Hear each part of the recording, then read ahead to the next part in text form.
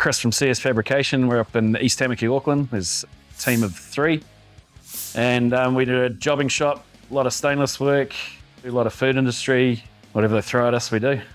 So I've got the 3 200 DC TIGs, a AC/DC single phase, the 5,000 kilowatt laser welder, and the 400 AC/DC. As I sort of thought, the longer we've got it, the more jobs we find it has uses for. So it's turns into a confidence thing for the guys. More time they have on the gun, like any welding, they start realizing this is a bit of a weapon. Literally, rip the plastic off, tack it up, set it up in the jig that we had to do, pre-stress it, weld it, and then you'd wait for it to cool down, polish it, and to get that final piece, or otherwise with the laser, we literally just clamp it together. We don't even tack it now. Stick the purge in, run it down, and we're done. And that's sub 1 out, including cleanup.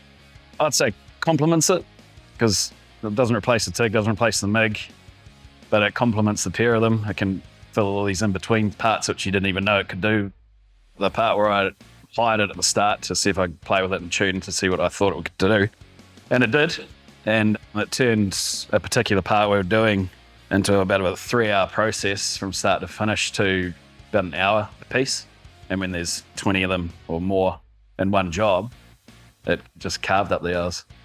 So I got that to do all the heavy alley for the punch, for the penetration and everything.